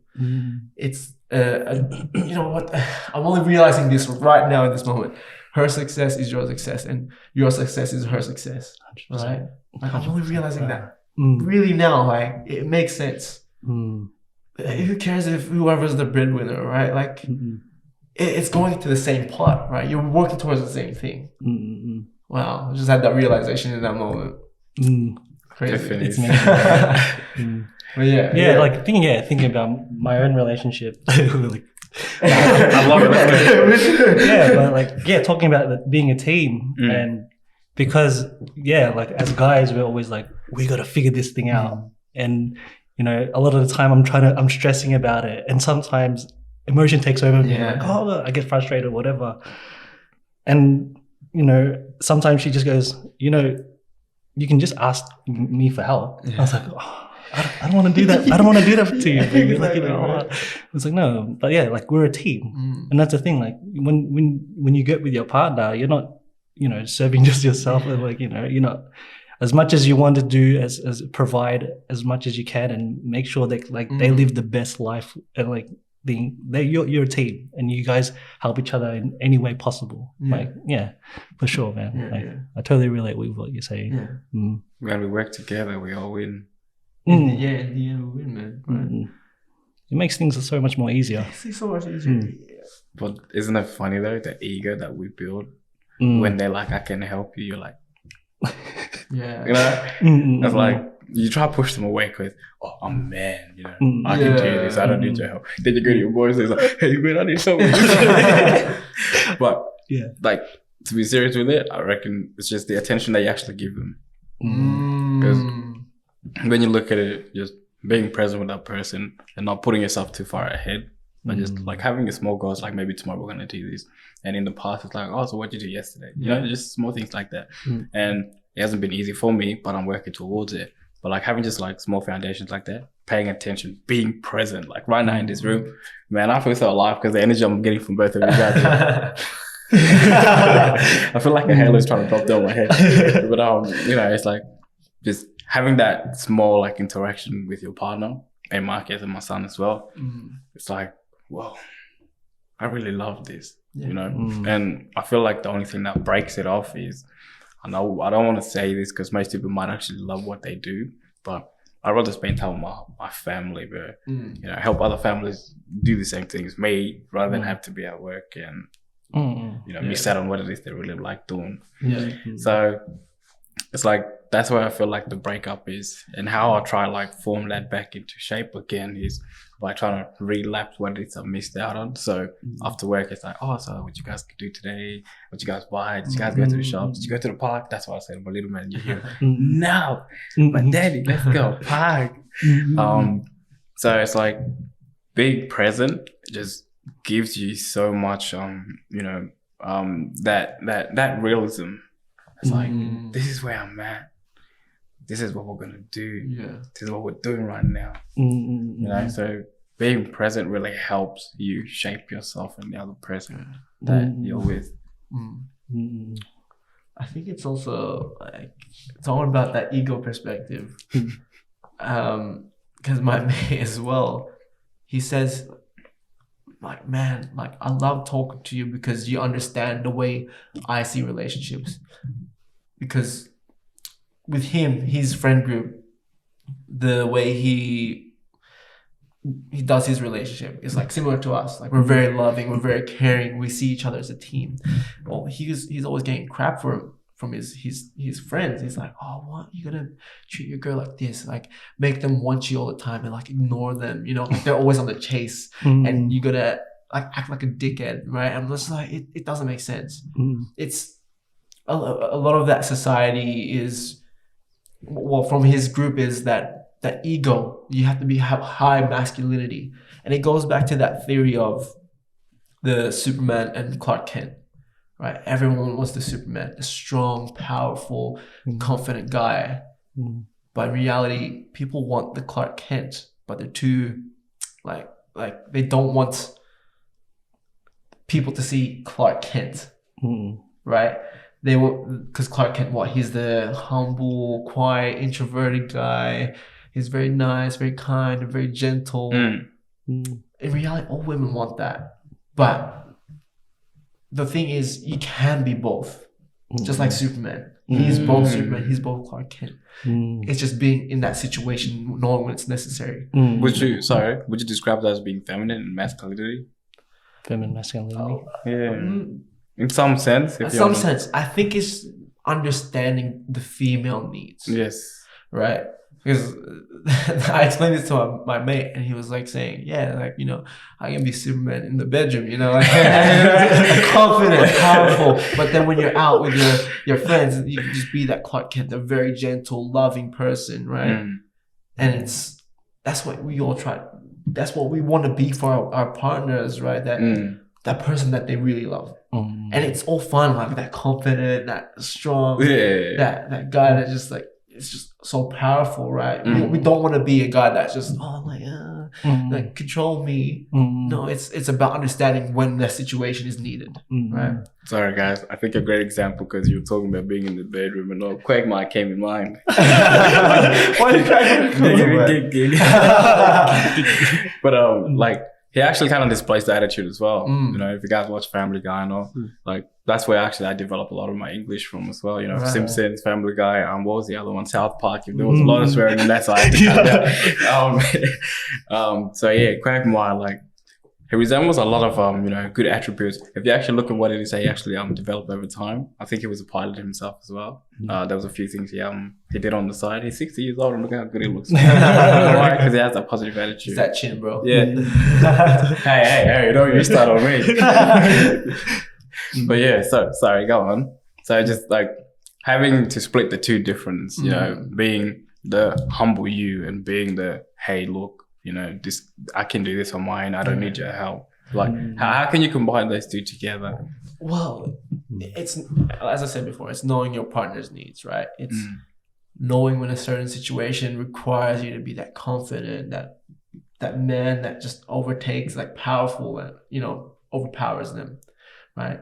And then there's that time when you need to be that gentle person to be that ear for them, right? Because when my mate was telling me, he was like saying, oh yeah, like they always treat their, like, even when their groups, like, oh, like they treat him like crap, you know, they push their women away, and then they're like always like laugh at him because he's so loving and so caring. And I'm just like, you know, well, that's the misunderstanding of that masculinity, that ego, that I always have to be this person. I have to look, the way he put it is, you do it for the boys, you know, you look, it makes you look like you're the stronger guy in front of the boys, right?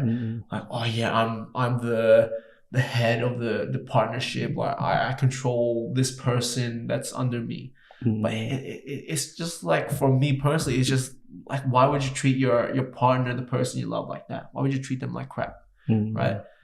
And I guess going back to your question, how do you find that harmony in being the Superman and the Clark Kent? Well, obviously, as I said, all relationships are different, and we've had this conversation. Like, I can only speak from my experiences, and I'm not going to say these experiences are going to help you, but I can only share what I've done, and it's up to you to take it or not, right?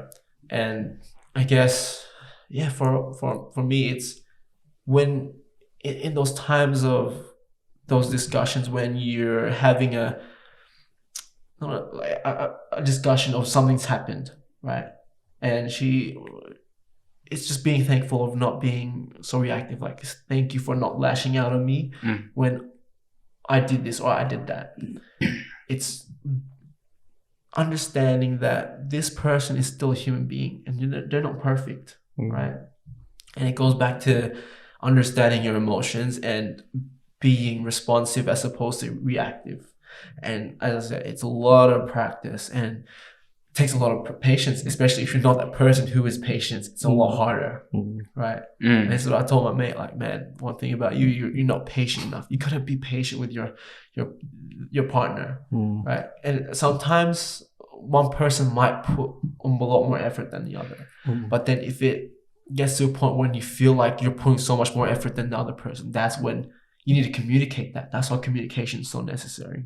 And this is, I guess, one way that can potentially prevent those things from happening is, I told him, like, have you had a sit down with your partner and had a discussion? What are your values?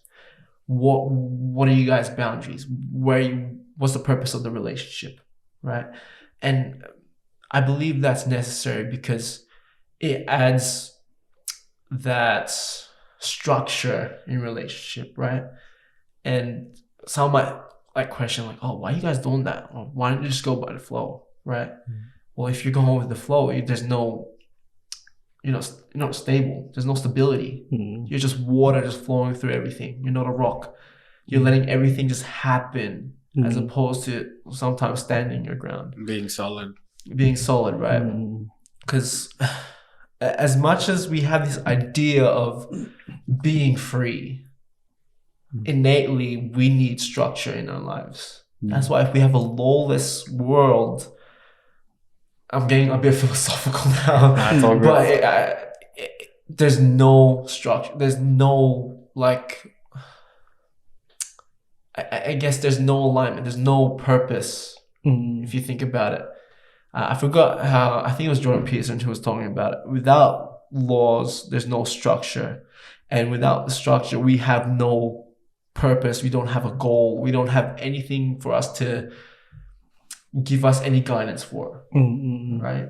That's why things with structures yields results. Yes, right? It does. That's why it's so necessary. Definitely. And it's building those foundations, right? Foundations is so important. Without the foundation of a building, it's going to collapse, right? You, like in the Bible, you build a church on sand, there's no foundation there. It's just going to slide away. You use a rock. You build your church on a rock, it's solid. There's foundation, it's strong. But it's about building and finding that foundation for your own relationships. That's where it begins.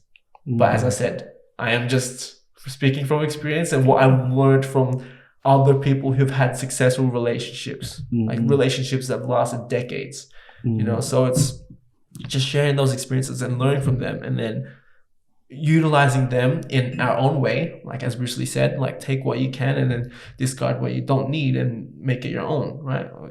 Paraphrasing the quote, obviously that's not exactly how it was, but just intaking information and then putting it to the test, testing and experimenting, failing, and then finding success where it works. And obviously it's going to adjust. Like I mentioned this book before, Adam Grant, Think Again. Sometimes it works, but how do you change that? You reframe, you adjust, you got to change how you think. Just because, yes, it works, can we make it better? Potentially, but how do you make it better? You got to ask those questions. How can we make it? Where are we going wrong? What can we improve on? It's a whole process. But as I said, I'm not a freaking professional. I am just a dude that's deeply in love and wants to have to be the best partner he can be. And I'm just sharing my experiences as well, right? And you guys, like, you've been in relationships way longer than I have. Like, how have you guys made your relationships work till now? Well, our relationship is actually not as old as people might think. But I 100% agree with you. Having that communication and building up those that structure, like you said, because a lot of the times the other person might not even know where you want to go. Because a lot of the times when you begin a relationship, you already have this kind of thought of, okay, this is where I'm going to be in the future. This is what we're going to do. Like I'm saying we, but I haven't even taken her thing into consideration. I'm going to be here, and then I'm going to be here. This is my job here. And then, but if you don't have that communication, you're going to realize, oh wait, hold on, that's not what she wants. Like how we have to come together and figure out, okay, this is where we want to go, and have that communication and build those foundations and have that like North Star type of like, you know, like we can always go back to this is what we talked about. This is our values. And, you know, we're going to go back to this if ever we have some sort of disagreement. Oh, babe, did you know, remember we talked about this, you know, we wanted to go this direction. And the one thing that I guess I was going to ask during that thing was, how often should that discussion come up? Because I guess it's a thing that will change from time to time. And I guess, do you just always have to continuously have that open communication with them? Well, sorry. I reckon it should be on a regular basis. So it could be either early in the morning before the day starts or after the day. Because remember, you know, circumstances change throughout the day, because maybe in the morning you guys had a good time, but when you went to work or you went to work, someone gave you a hard time. So you come home, instead of you, you know, just humbling yourself, saying, this is who I say I want to be with, this is who's going to make me happy, this is who can make me happy, this is who I can make me happy. You tend to actually throw off your attitude onto this person rather than having to let go of what it is you went through, which is you having a decision. You came home, you can either discuss it, communicate, talk over it, or you can just let go of it, come back in and just make everything, you know, flow through properly. So just having a balance in between those two, because you cannot have a balance between work and life. You can only have one, right? I can't come to that conclusion right now, but I think you both know. So, sorry, I'm going to allude a little bit more. You mentioned communication, and, you know, like, how did you guys have that foundation between your relationships and make it last until now? For me, I would say just the last 3 years that's gone by. One thing that never left me, that me and her would talk over, but we wouldn't really like title it, which is communication, trust, be you, and be professional.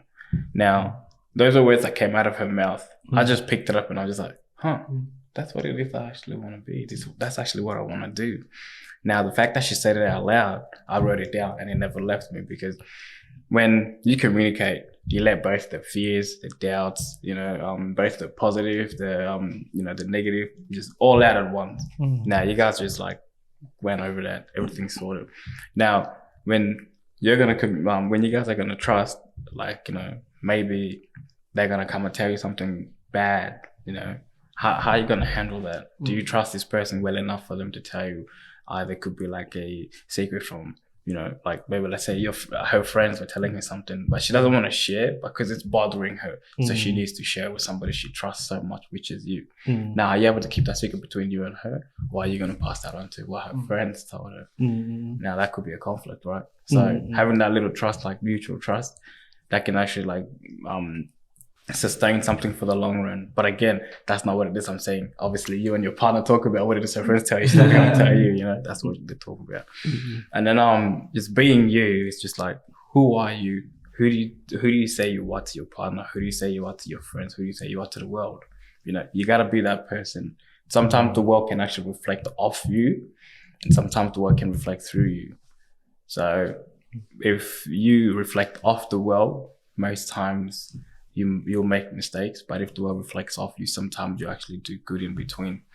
And then being professional, man, professionalism is one thing that we all want to be, right? So that's one thing I've been working on, and I can't say I've improved in any ways, but I would say in communication wise, that in smidge has twisted a little bit. And, you know, I'm finding my voice in who I am.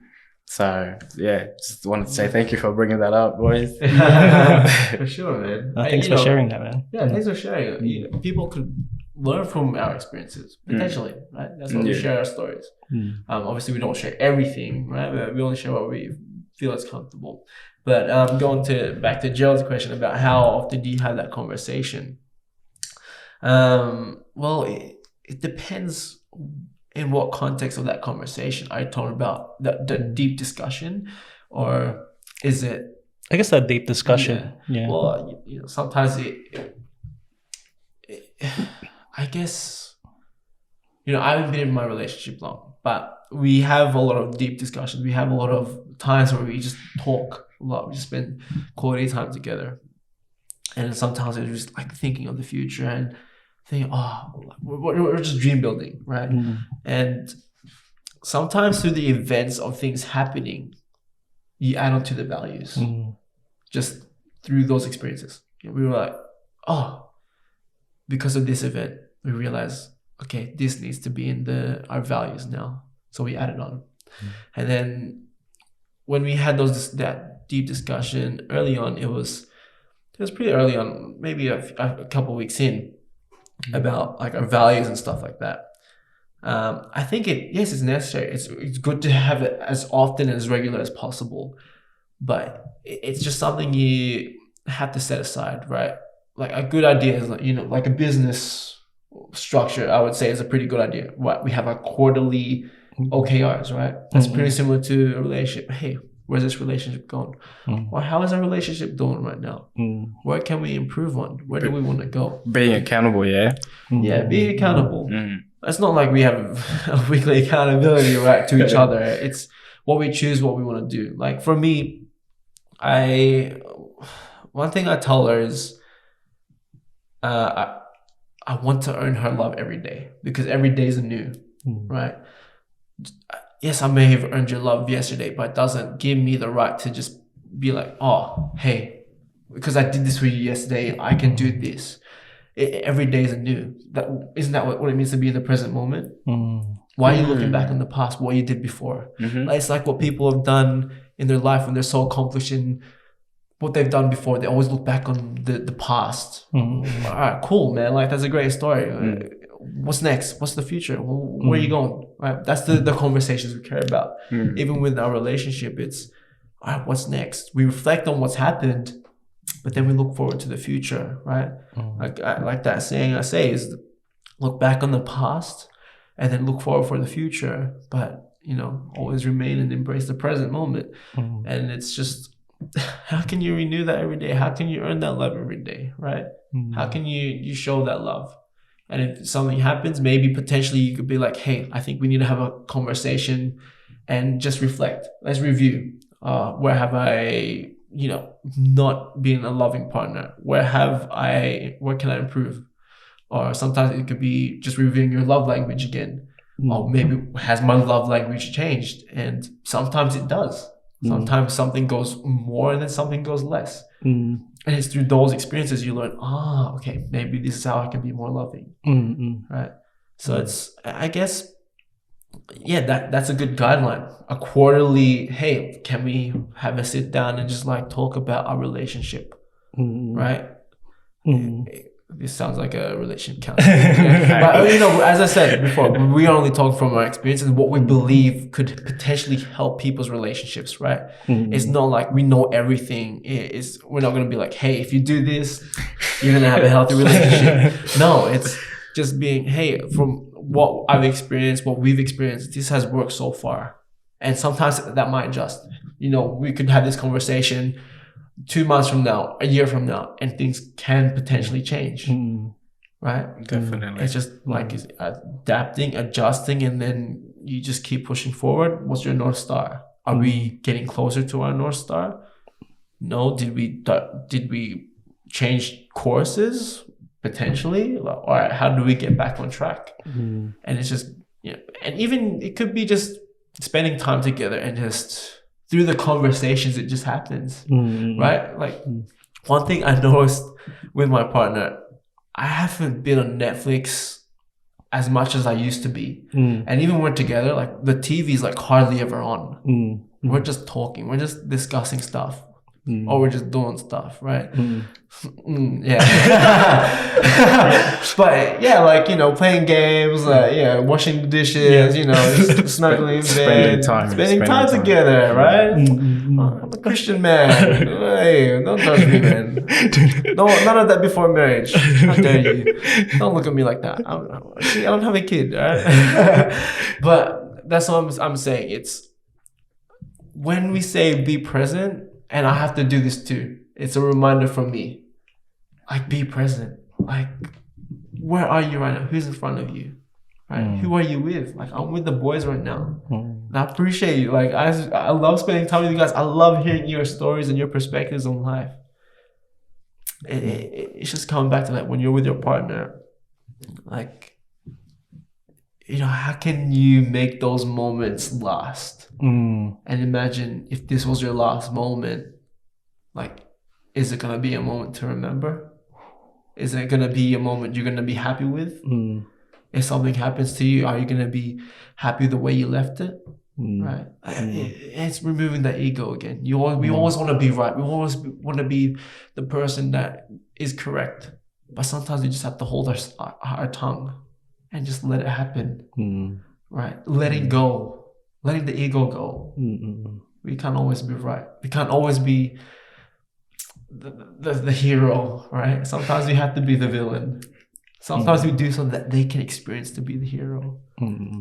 Right? I think most times we are the villain. Yeah. Who knows? That's up to you to decide.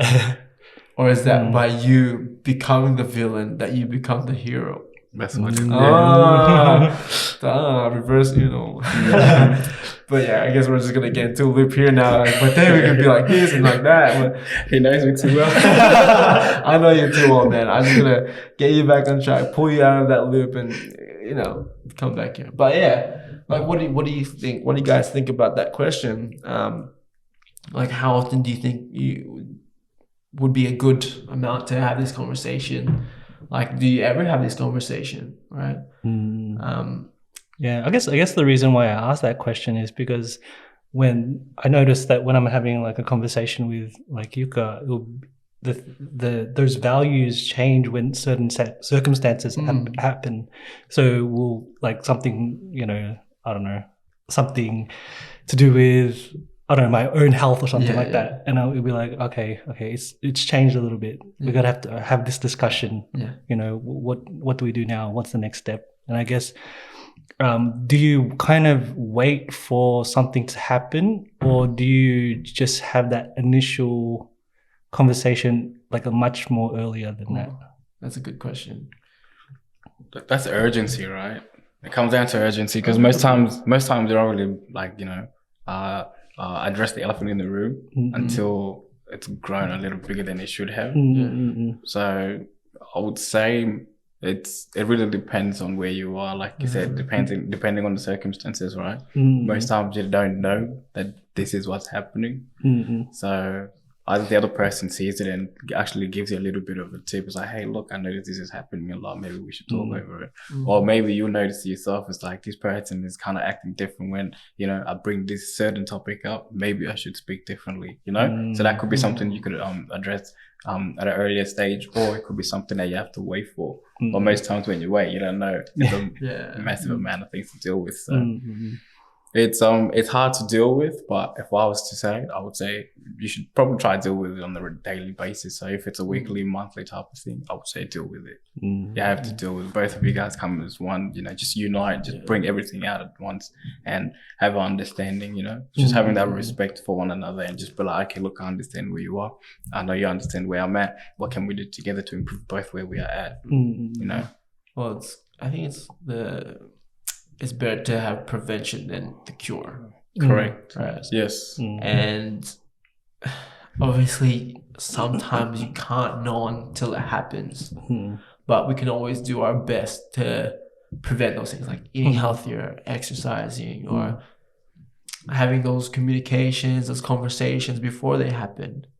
Right. But then there's also the potentiality you're creating the conversations by having the conversations, right? It's about, I guess it's about finding that balance of all right, yes, we have this North Star. And, with business as well, we have the North Star. This is our goal. Then you have your sub goals, your sub tasks. How do we get there?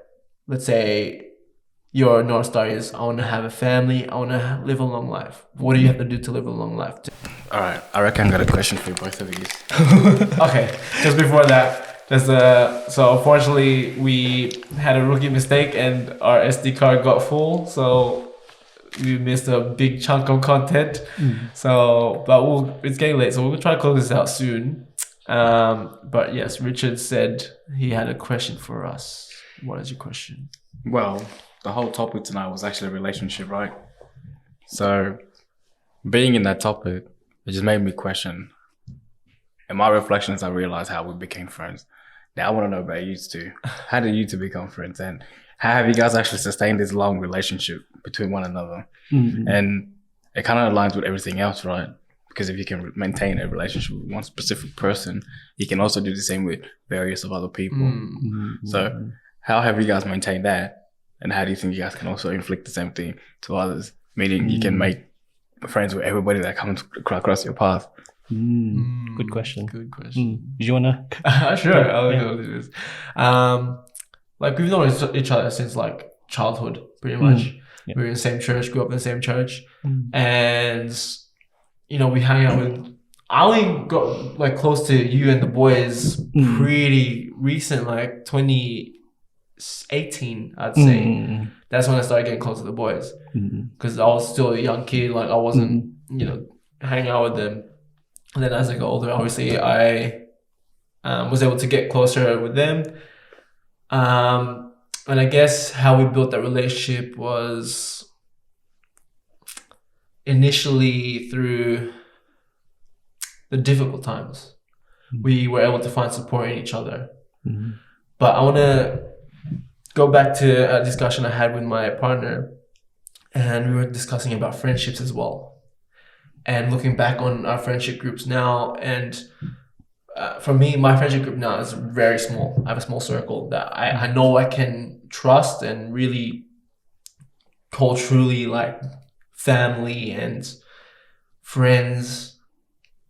But one thing she was asking me is, and she realized, she said that I noticed that majority of friendships are formed through trauma, right? And I was like, yeah, wow, a lot of my friendships before were formed through trauma. We built that. We were vulnerable with each other. We built a strong relationship through that. But it's not sustainable. It's very, it's very toxic. It's like you're limited to a degree. Yes, you're limited to a degree. By saying that, we built and grew that relationship through the trauma. Right? But what allowed us to have a stronger relationship and to be where it is now, which I believe is necessary for relationships to grow, is we started to look at the future. We started to look more than the trauma itself. The discussions stopped becoming supported from our personal struggles and sorrows and challenges in life, and they became, where are we going? What are we going to do with our life? What do we want to achieve? You see the difference? When you get stuck in a relationship where it's just constantly talking about our traumas, our vulnerabilities, that's when it becomes so toxic. It becomes a part of you. Exactly. Yes. It becomes your identity. And that's what your relationship is all built on. That trauma. And when you start talking about something else, it feels weird, right? Have you ever had that feeling when you had that relationship with someone and it's based on trauma, and then you have a discussion about something else, it's like, this feels uncomfortable. Why are we talking about something like our traumas and like, our sufferings, support? Yeah. And I'm not taking that away from anyone, but I'm just saying this: if you live your life based on your trauma, because what is and anxieties? Because what is trauma? Trauma is the past experience. Anxiety is the future.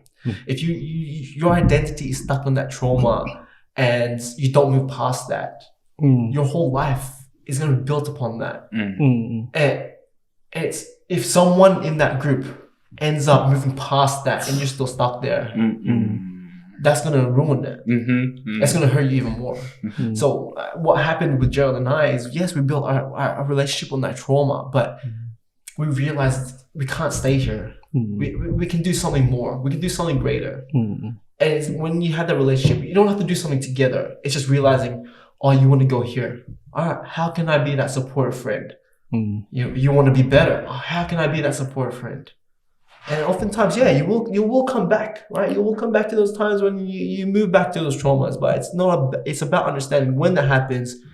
I go back to my values is you listen, you understand, you accept, you love, and you stay curious. You ask those questions, right?